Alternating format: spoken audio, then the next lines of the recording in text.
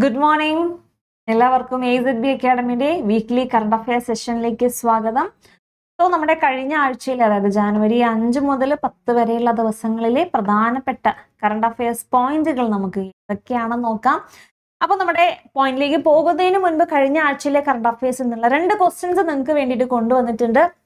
അപ്പോ എന്താണ് ചോദ്യം? എന്താണ്? First question, which state has become the first in India to constitute 8th state pay commission? അപ്പോ ഏത് സ്റ്റേറ്റ് ആണ് ഇന്ത്യയില് 8th pay commission first introduce ചെയ്ത സ്റ്റേറ്റ് ഗവൺമെന്റ്? ഏത് സ്റ്റേറ്റ് ആണ് 8th state pay commission introduce ചെയ്ത ആദ്യത്തെ സ്റ്റേറ്റ്? ഏതാണ്?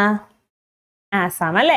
അപ്പോ ഇപ്പോ കറന്റ്ലി റൺ ചെയ്തുകൊണ്ടിരിക്കുന്നത് 7th പേ കമ്മീഷൻ ആണ്. നമ്മുടെ സെൻട്രൽ ഗവൺമെന്റ് ഇതുവരെ officially 8th pay commission start ചെയ്തതായിട്ട് അനൗൺസ് ചെയ്തിട്ടില്ല. പക്ഷേ ഇന്ത്യയിലെ ഒരു state 8th state pay commission officially എന്താണ് ലോഞ്ച് ചെയ്തിട്ടുണ്ട്. അപ്പൊ ഏത് സ്റ്റേറ്റ് ഗവൺമെന്റ് ആണ്? Assam state government.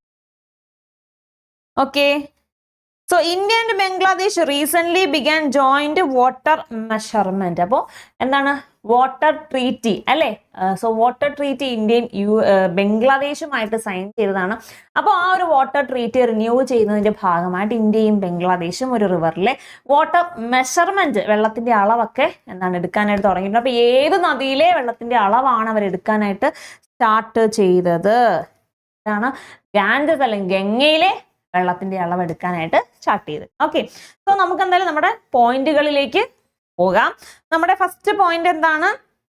AI research organisation. അപ്പോൾ ഇന്ത്യൻ AI റിസർച്ച് ഓർഗനൈസേഷൻ ആരാണ് ഹോസ്റ്റ് ചെയ്യാനായിട്ട് പോകുന്നത്? ഏത് സ്റ്റേറ്റ് ആണ്? ഗുജറാത്ത് ഗിഫ്റ്റ് സിറ്റിയിൽ Indian AI research organisation host ചെയ്യാനായിട്ട് പോകുന്നു. So 8th state pay commission ഏതാണ്? ആസാം സ്റ്റേറ്റ് ആണ് 8th pay commission, state pay commission ആദ്യമായിട്ട് ഇൻട്രൊഡ്യൂസ് ചെയ്തത്. So India and Bangladesh start joint water measurement as Ganges water sharing treaty nears expire. അപ്പോൾ Ganges water sharing treaty അല്ലെ, ഇന്ത്യയും ബംഗ്ലാദേശും കൂടെ sign ചെയ്ത് ഗംഗ വാട്ടർ ഷെയറിംഗ് ട്രീറ്റി അത് ഓൾറെഡി എക്സ്പയർ ആവാനായിട്ട് പോകുന്ന. അപ്പം ഇത് റിന്യൂ ചെയ്യുന്നതിന്റെ ഭാഗമായിട്ട് ഇന്ത്യയും ബംഗ്ലാദേശും വെള്ളത്തിന്റെ മെഷർമെന്റ് എടുക്കാനായിട്ട് സ്റ്റാർട്ട് ചെയ്തു. ഏത് നദി? ഗംഗാ നദി. ഇന്ത്യയിലെ ഗംഗാ നദിയും അതുപോലെ തന്നെ ബംഗ്ലാദേശില് റിവർ പത്മ എന്നറിയപ്പെടുന്ന പത്മ നദി അല്ലെങ്കിൽ ഗംഗാ നദിയുടെ വാട്ടർ മെഷർമെന്റ് ഈ 2 രാജ്യങ്ങളും കൂടി എന്താണ് റീസ്റ്റാർട്ട് ചെയ്തില്ലേ? വാട്ടർ മെഷർമെന്റ് എടുക്കാനായിട്ട് സ്റ്റാർട്ട് ചെയ്തു. സോ ഇന്ത്യൻ സബ്മറൈൻ മിഷനിൽ റീസെന്റ് ആയിട്ട് ജോയിൻ ചെയ്ത വ്യക്തി അല്ലെ, പ്രസിഡന്റ് ഏത് രാജ്യത്തിന്റെ? നമ്മുടെ Indian president Droupadi Murmu submarine മിഷനിൽ ആ ഒരു എലൈറ്റ് ക്ലബിൽ റീസെന്റ് ആയിട്ട് ജോയിൻ ചെയ്തിട്ടുണ്ട്.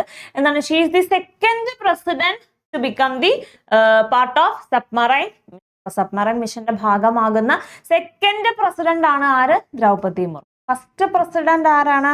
First president none other than doctor APJ Abdul Kalam അല്ലെ. അപ്പൊ ഡോക്ടർ APJ അബ്ദുൽ കലാം ആണ് first president to lead on the submarine. Okay. So next point എന്താണ്? ISRO plans 3rd launch pad. അപ്പൊ ISROയുടെ 3ാമത്തെ ലോഞ്ച് പാഡ് എവിടെ വരാനായിട്ട് പോകുന്നു? ശ്രീഹരിക്കോട്ടയിൽ വരാനായിട്ട് പോകുന്നു. Okay. So Bulgaria switches to euro as its official currency. അപ്പോൾ ബൾഗേറിയ അവരുടെ ഒഫീഷ്യൽ കറൻസി ആയ യൂറോയിലേക്ക് മാറിയിട്ട് സ്വിച്ച് ചെയ്തിട്ട് അവർ കറന്റ്ലി അവരുടെ കറൻസി ഏതായിരുന്നു? ബൾഗേറിയൻ ലേവ് ആയിരുന്നു അവരുടെ കറൻസി. അവര് അവിടുന്ന് എങ്ങോട്ടേക്ക്? യൂറോയിലേക്ക് സ്വിച്ച് ചെയ്തിട്ടുണ്ട്. So Bulgaria became the 21st nation to announce euro as the official currency.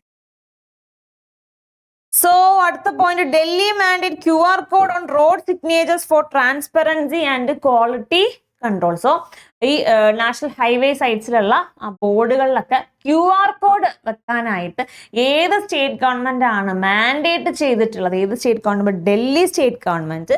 ആ ബോർഡിന്റെ ഡീറ്റെയിൽസ് അല്ലേ, മാനുഫാക്ചർ ചെയ്തതിന്റെ വാറണ്ടി, അപ്പൊ അതൊക്കെ അറിയാൻ വേണ്ടിയിട്ടുള്ള QR code Delhi state government mandatory ആക്കി. സോ ഇന്ത്യയിലെ ആദ്യത്തെ സ്ലം ഫ്രീ സിറ്റി ഏതാണ്? സൂറത്ത് ആണ് ഇന്ത്യയിലെ first slum free city. So Goa to get a third district. ഗോവയ്ക്ക് കറന്റ് എത്ര ഡിസ്ട്രിക്ട്സ് ഉണ്ട്? 2 ഡിസ്ട്രിക്ട്സ് ആണുള്ളത്. സൗത്ത് ഗോവയും അതുപോലെ തന്നെ നോർത്ത് ഗോവ. മൂന്നാമത്തെ ഡിസ്ട്രിക്റ്റിന് ഗോവയ്ക്ക് എന്താണ് പുതിയ മൂന്നാമത്തെ ഡിസ്ട്രിക്റ്റിനുള്ള അപ്രൂവൽ ലഭിച്ചിട്ടുണ്ട്. സോ ആ മൂന്നാമത്തെ ഡിസ്ട്രിക്റ്റ് അതിന്റെ ഹെഡ് ക്വാർട്ടേഴ്സ് ഏതാണ്? ക്യൂപെം ആണ് അതിന്റെ headquarters. So youngest woman to complete 7 summit. ലോകത്തിലെ ഏറ്റവും ഉയരം കൂടിയ കൊടുമുടികളിൽ 7 കോണ്ടിനെന്റിൽ ഉള്ള ഏറ്റവും ഉയരം കൂടിയ കൊടുമുടികൾ ക്ലൈംബ് ചെയ്യുന്ന യങ്ങസ്റ്റ് വുമൺ എന്ന റെക്കോർഡ് ആരുടെ പേരിലാണ്? ഇന്ത്യയുടെ കാമ്യ കാർത്തികേയൻ അല്ലെ, മുംബൈക്കാരിയാണ്, 18 വയസ്സ് മാത്രമുള്ള ഒരു പെൺകുട്ടി. So Kamya Karthikeyan became the youngest woman to climb all the 7 summit. അപ്പൊ പുള്ളിക്കാരി ലാസ്റ്റ് ക്ലൈംബ് ചെയ്തത് ഏത് സമ്മിറ്റ് ആണ്? ഏതാണ്? അന്റാർട്ടിക്കയുടെ ലാർജസ്റ്റ് പീക്ക് ആയിട്ടുള്ള വിൻസൺ ആണ് കാമ്യ ഫൈനലി ക്ലൈംബ് ചെയ്തത്. So zero duty on all Australian tariff lines for Indian export. അപ്പൊ സോ ഇന്ത്യൻ എക്സ്പോർട്സിന് 0 താരിഫ് ഡ്യൂട്ടി. ഏത് രാജ്യത്തിനുള്ള എക്സ്പോർട്ടിനാണ് 0 tariff duty Indian government recently announce ചെയ്തത്? ഓസ്ട്രേലിയൻ ലൈൻസിന്, ഓസ്ട്രേലിയൻ താരിഫ് ലൈന് 0 ഡ്യൂട്ടി റീസെന്റ്ലി നമ്മുടെ union minister Piyush Goyal announce ചെയ്തു. So first crude oil cargo from Colombia to reduce dependence on Russian supplies. അപ്പം നമ്മൾ ക്രൂഡ് ഓയിൽ മാക്സിമം ഇമ്പോർട്ട് ചെയ്തിരുന്നത് ആരുടെ കയ്യിൽ നിന്നാണ്? റഷ്യയുടെ കയ്യിൽ നിന്നാണ്. അപ്പൊ റഷ്യൻ ഡിപ്പെൻഡൻസ് ഇപ്പോൾ കുറെ ക്രൈസിസും കാര്യങ്ങളൊക്കെ ഉണ്ടായി അല്ലെ. അപ്പൊ അതിന്റെയൊക്കെ ഭാഗമായിട്ട് റഷ്യൻ ഡിപ്പെൻഡൻസ് കുറയ്ക്കാനായിട്ട് ക്രൂഡ് ഓയിൽ ആരുടെ കയ്യിൽ നിന്നും ഇന്ത്യ ഇപ്പോൾ റീസെന്റ് ആയിട്ട് ഇമ്പോർട്ട് ചെയ്തു? കൊളംബിയയിൽ നിന്നും റീസെന്റ് ആയിട്ട് Indian Oil Corporation crude oil import ചെയ്തു. So 9th Siddha day celebrations ആരാണ് ഇനോഗ്രേറ്റ് ചെയ്തത്? 9ാമത്തെ സിദ്ധ ഡേ സെലിബ്രേഷൻസ് ആര് ഇനോഗ്രേറ്റ് ചെയ്തു? നമ്മുടെ വൈസ് പ്രസിഡന്റ് അല്ലെ. വൈസ് പ്രസിഡന്റ് ആരാണ്? CP രാധാകൃഷ്ണൻ ഇനോഗ്രേറ്റ് ചെയ്തു.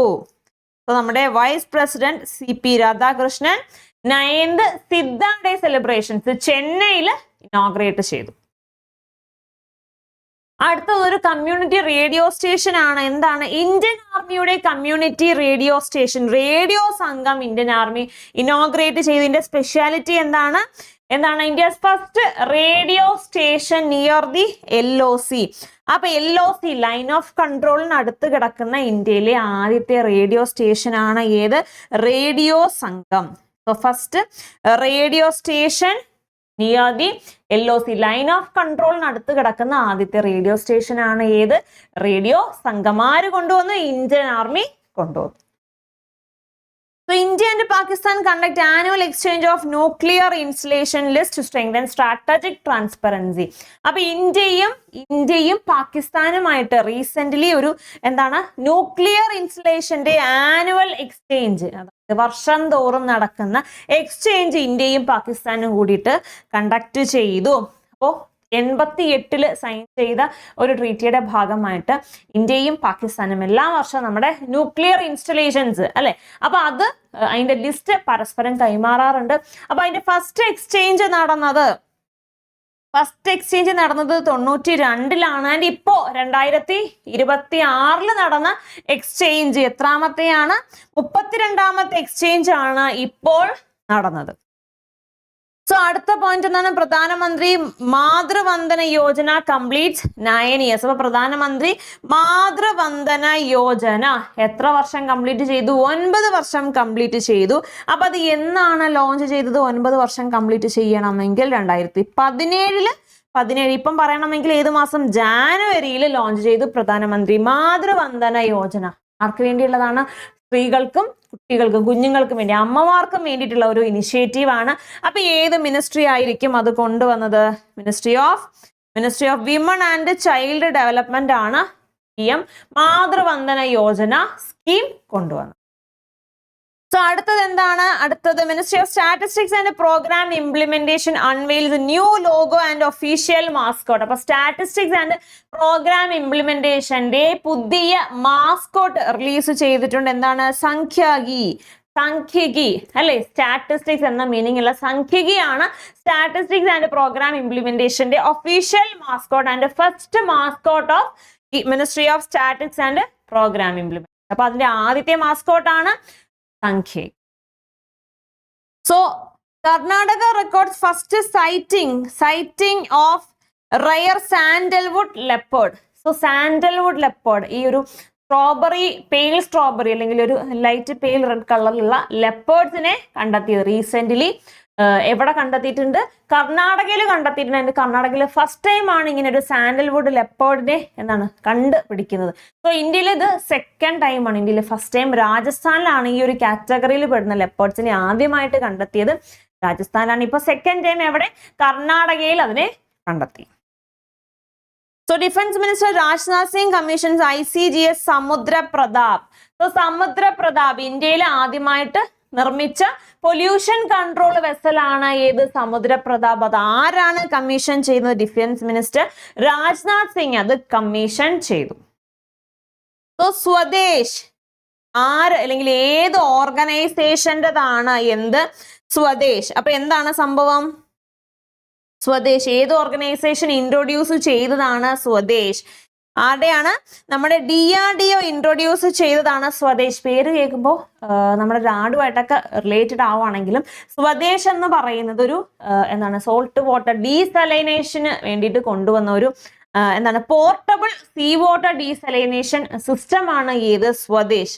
അപ്പൊ ആര് ഡെവലപ്പ് ചെയ്തു? നമ്മുടെ DRDO ഡെവലപ്പ് ചെയ്ത് റൂറൽ ഏരിയയിലും ശുദ്ധജലം കിട്ടാത്ത ഏരിയയിലുമുള്ള നമ്മുടെ സോൾജിയേഴ്സിന് വേണ്ടിയിട്ട് ശുദ്ധജലം പ്രൊവൈഡ് ചെയ്യാൻ വേണ്ടിയിട്ടുള്ള അതിന്റെ ഭാഗമായിട്ട് DRDOയുടെ ഒരു ഇനിഷ്യേറ്റീവ് ആണ് എന്ത്? സ്വദേശ്. അപ്പൊ sea water, portable sea water desalination system ആണ് ഏത്? സ്വദേശ്. സോ അടുത്ത പോയിന്റ് എന്താണ്? Prasar Bharati to resume Thadou language broadcast in Manipur. So മണിപ്പൂരിൽ അതിന്റെ കലാപവും കാര്യങ്ങളൊക്കെ 2023 നടന്ന കലാപത്തിന്റെ ഒക്കെ ഭാഗമായിട്ട് ഈ തഡൌ കമ്മ്യൂണിറ്റിയുടെ ബ്രോഡ്കാസ്റ്റിംഗ് എന്ത് ചെയ്തിരുന്നു? സ്റ്റോപ്പ് ചെയ്തു, ഹോൾട്ട് ചെയ്ത് വെച്ചിരുന്നത്. അപ്പൊ അത് എന്ത് ചെയ്തു? ഇപ്പോൾ റീസ്റ്റാർട്ട് ചെയ്തിട്ടുണ്ട്. തഡൌ കമ്മ്യൂണിറ്റിയുടെ ബ്രോഡ്കാസ്റ്റ് പ്രസാർ ഭാരതി, അതായത് ഓൾ ഇന്ത്യ റേഡിയോ റീസ്റ്റാർട്ട് ചെയ്തിട്ടുണ്ട്. അപ്പോൾ ഈ ഒരു തഡൌ കമ്മ്യൂണിറ്റി എന്ന് പറഞ്ഞാൽ നമ്മുടെ മണിപ്പൂരിലെ സെക്കൻഡ് ലാർജസ്റ്റ് ട്രൈബൽ കമ്മ്യൂണിറ്റി എന്ന് വേണമെങ്കിൽ പറയാം.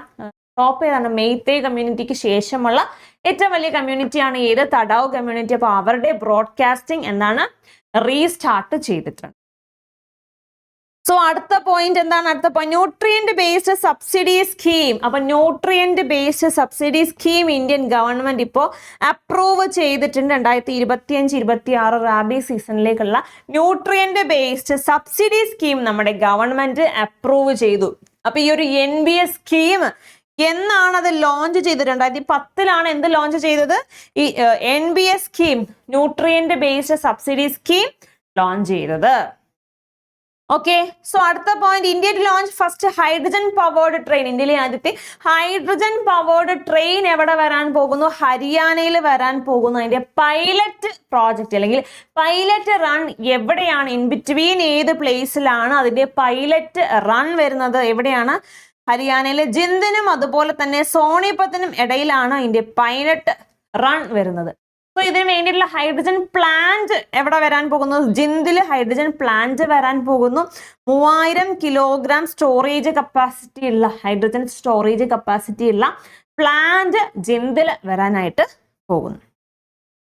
So Tamil Nadu assured pension scheme TAPS അല്ലെ, താപ്സ് കൊണ്ടുവന്നത് ഏത് സ്റ്റേറ്റ് ഗവൺമെന്റ് ആണ്? തമിഴ്നാടാണ്. അവരുടെ ഓൾഡ് പെൻഷൻ സ്കീം എല്ലാം നടന്ന് അടുക്കി പറക്കി മാറ്റി പുതിയ പെൻഷൻ സ്കീം കൊണ്ടുവന്നിട്ടുണ്ട്. അപ്പൊ ഈ ഒരു സ്കീമിന്റെ മെച്ചം അല്ലെങ്കിൽ സ്കീമിന്റെ ഇമ്പോർട്ടൻസ് എന്താന്ന് വെച്ചാൽ ആ ഗവൺമെന്റ് എംപ്ലോയീസ് ലാസ്റ്റ് വാങ്ങിയ സാലറിയുടെ 50% പെൻഷൻ കിട്ടാൻ സാധ്യത ഉണ്ടല്ലേ. 50% പെൻഷൻ പ്രൊവൈഡ് ചെയ്യുന്ന പുതിയ സ്കീമാണ് ഏത്? താപ്സ് സ്കീം അല്ലെ, TAPS. ഏത് സ്റ്റേറ്റ് ഗവൺമെന്റ് ആണ്? തമിഴ്നാടു സ്റ്റേറ്റ് ഗവൺമെന്റിന്റെ പുതിയ pension scheme. So ONGC and Mitsui Line join hands to set up 2 joint ventures for ethane shipping operations. അപ്പോൾ ethane shipping operationsന് വേണ്ടിയിട്ട് ONGC അല്ലെങ്കിൽ ഓയിൽ ആൻഡ് നാച്ചുറൽ ഗ്യാസ് കോർപ്പറേഷനും അതുപോലെ തന്നെ ലോകത്തിലെ one of the largest shipping company ആയിട്ടുള്ള Mitsui ഏത് രാജ്യത്തിന്റെയാണ്? ജപ്പാന്റെ ലാർജസ്റ്റ് ഷിപ്പിംഗ് കമ്പനി ആയിട്ടുള്ള മിത്സുയിയും ഓയിൽ ആൻഡ് നാച്ചുറൽ ഗ്യാസ് കോർപ്പറേഷനും കൂടി റീസെന്റ് MOU സൈൻ ചെയ്തു. എന്തിന്റെ ബേസിസിൽ? ഈഥെയിൻ ഷിപ്പിംഗ് ഓപ്പറേഷൻസിന്റെ ബേസിസിൽ 2 ജോയിന്റ് വെഞ്ചേഴ്സ് സെറ്റപ്പ് ചെയ്തിട്ടുണ്ട്. സോ അടുത്ത എന്താണ്? തേജസ് എയർക്രാഫ്റ്റ് എത്ര വർഷം കംപ്ലീറ്റ് ചെയ്തു? 25 വർഷം കംപ്ലീറ്റ് ചെയ്തു. അങ്ങനെയാണെങ്കിൽ തേജസ് എയർക്രാഫ്റ്റ് ലോഞ്ച് ചെയ്ത വർഷം ഇതിപ്പോ 2026 അപ്പൊ 25 വർഷം കംപ്ലീറ്റ് ചെയ്യണമെങ്കിൽ എന്ന് ലോഞ്ച് ചെയ്തു? 2001 ലോഞ്ച് ചെയ്തു. ഓക്കെ. സോ അടുത്തത് Indian army inks 293 crore emergency deal with Nibe for Suryastra rocket launcher system.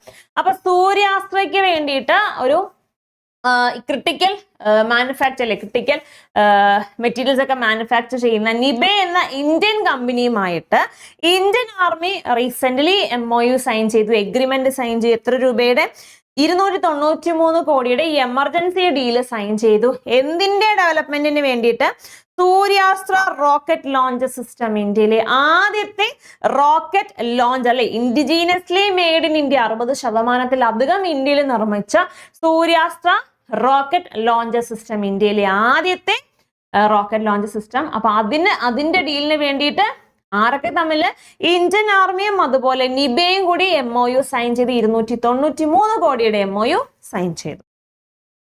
So Bhairav modern warfare force. അപ്പൊ Bhairav Indian army recent launch ചെയ്ത ബറ്റാലിയൻ ആണ് ഏത്? ഭൈരവ് ബറ്റാലിയൻ. അപ്പൊ എന്താണ് speciality?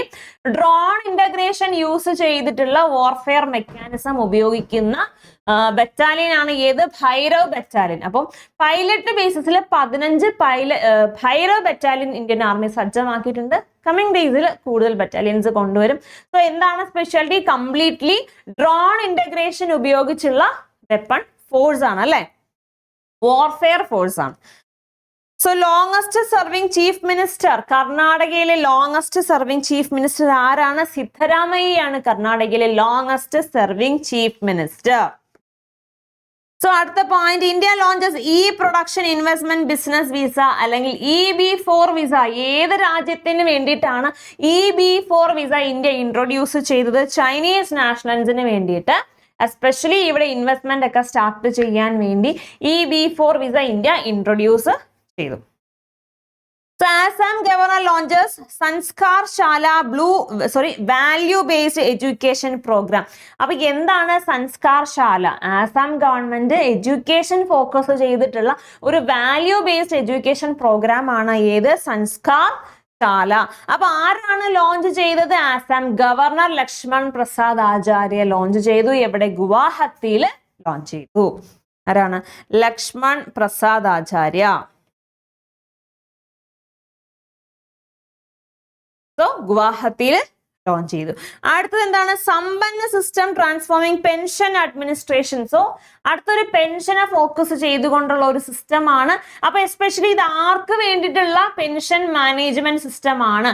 Online pension management system especially for department of telecommunication. So telecommunication ഡിപ്പാർട്ട്മെന്റിലെ പെൻഷനേഴ്സിന് വേണ്ടി start ചെയ്ത ഒരു ഓൺലൈൻ പെൻഷൻ മാനേജ്മെന്റ് സിസ്റ്റം ആണ് ഏത്? Sampan. So next is an MOU between Department of Agriculture and Farmers Welfare and Department of Post. അപ്പോൾ Department of Agriculture and Farmers Welfare അതുപോലെ തന്നെ പോസ്റ്റൽ ഡിപ്പാർട്ട്മെന്റും കൂടി MOU സൈൻ ചെയ്തു for agro input sample logistic. അപ്പോൾ agriculture ലോജിസ്റ്റിക്കിലെ sample logistic ഒക്കെ laboratory all India ഉള്ള ലബോറട്ടറിയിലൊക്കെ കൊണ്ടുപോയി ചെക്ക് ചെയ്യാൻ വേണ്ടിയിട്ട്, ക്വാളിറ്റി ഒക്കെ ചെക്ക് ചെയ്യാൻ വേണ്ടിയിട്ട് ആരൊക്കെ തമ്മിൽ? അഗ്രികൾച്ചർ ആൻഡ് ഫാർമേഴ്സ് വെൽഫെയർ ഡിപ്പാർട്ട്മെന്റും അതുപോലെ ഡിപ്പാർട്ട്മെന്റ് ഓഫ് പോസ്റ്റും കൂടി റീസെന്റ്ലി MOU സൈൻ ചെയ്തു. സോ അടുത്ത പോയിന്റ് എന്താണ്? Tamil Nadu government signs MOU with UN women to strengthen gender equality.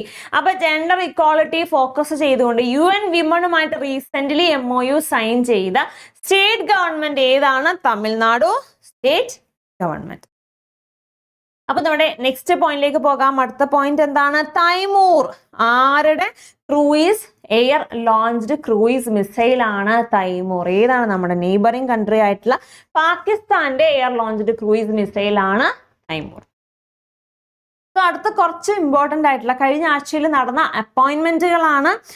Vice chief of air staff. അപ്പൊ ആരെയാണ് vice chief of air staff ആയിട്ട് റീസെന്റ് അപ്പോയിന്റ് ചെയ്ത്?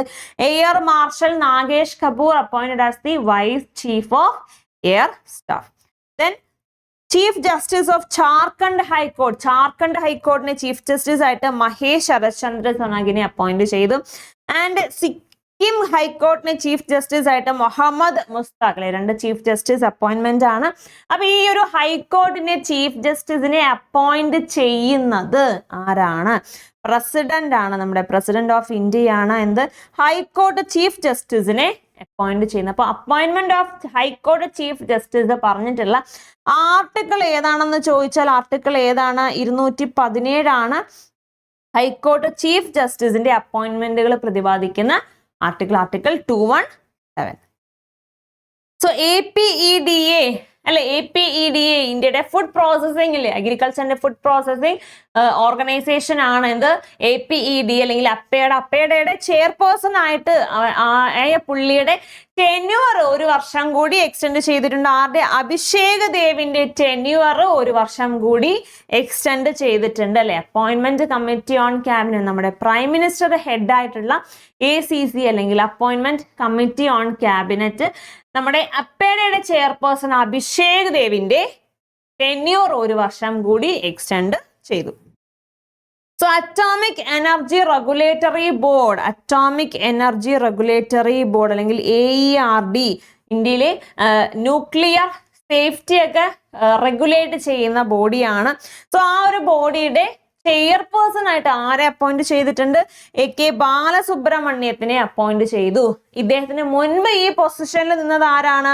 പേര് പഠിക്കാൻ എളുപ്പമാണ്, നമ്മൾ ഡെയിലി പറഞ്ഞപ്പോൾ പറഞ്ഞായിരുന്നു അല്ലെ, DK ശുക്ല.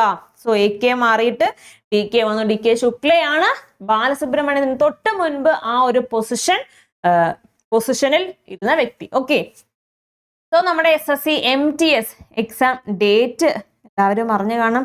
ഡേറ്റ് റിലീസ് ചെയ്തിട്ടുണ്ട്. അപ്പൊ നിങ്ങളുടെ സൈഡിൽ നിന്ന് ചെയ്യാനുള്ളത് എന്താണ്? മാക്സിമം MCQകൾ ചെയ്ത് നോക്കാം, അതിന്റെ അനാലിസിസ് പോവുക അല്ലെ. അപ്പൊ അതിനു വേണ്ടിയിട്ട് നമ്മളൊരു MCQ series plus crash course launch ചെയ്തിട്ടുണ്ട്.